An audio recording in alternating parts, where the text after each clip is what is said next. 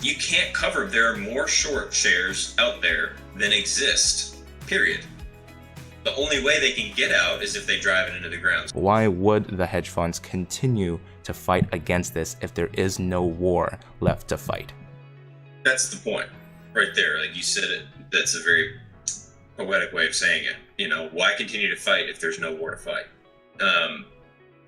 So a couple points there that you made. You know, these guys, they nailed it, man. They got the big picture down. They understand exactly what needs to be done. They understand exactly what's going on. You can't cover. There are more short shares out there than exist, period.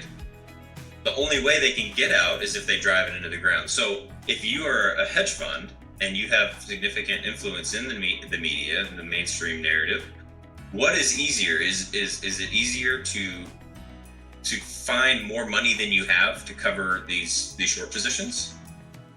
Or is it easier to pay the media to convince you that this isn't going to happen?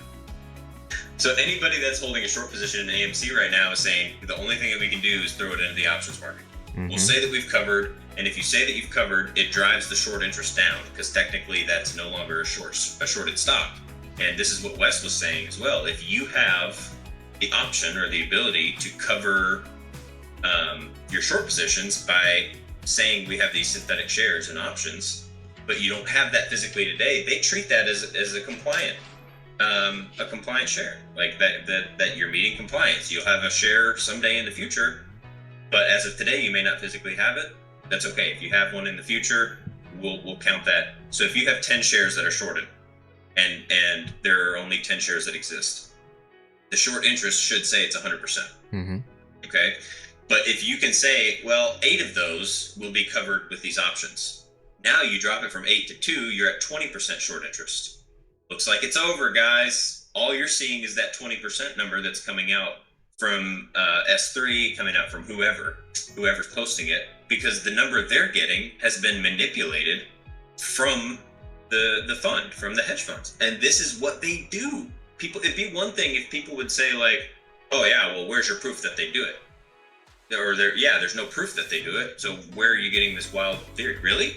Because that's the only reason why my name is so known right now, is for posting all this stuff and showing all this.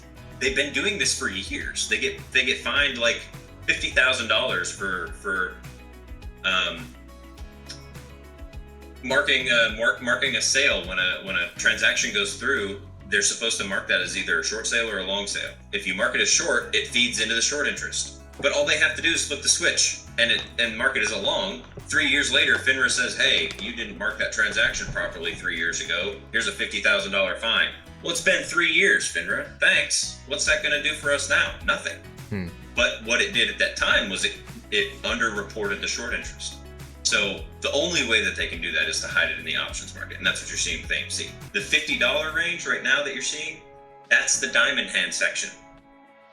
That's where people say, no matter what, like if it goes down to 40, okay, whatever, because the second somebody else wants to buy, the majority of us aren't going to sell. So you have to come back up to the 50 or 60 or 70 or whatever dollar range that we demand. And that's why you can't look at what the price is on any given day.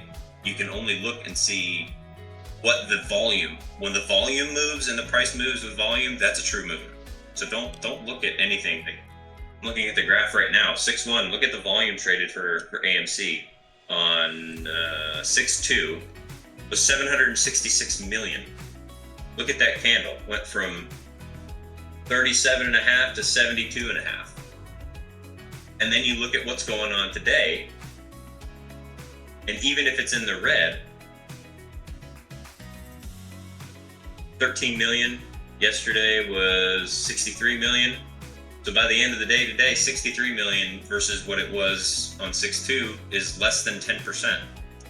You can't say that that's the entire market trying to get out of this stock, because it's not. It's only 10% of people, and the price isn't even moving. So don't let any of that try to convince anyone. Don't let that serve as evidence for anyone to get out of position.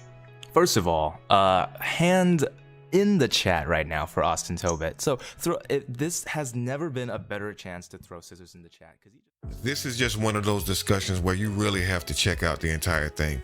Get over to AndrewMoMoneY, Austin Tobitt, Tobitt, Superstonk, DD, Troublemaker himself, for the full interview.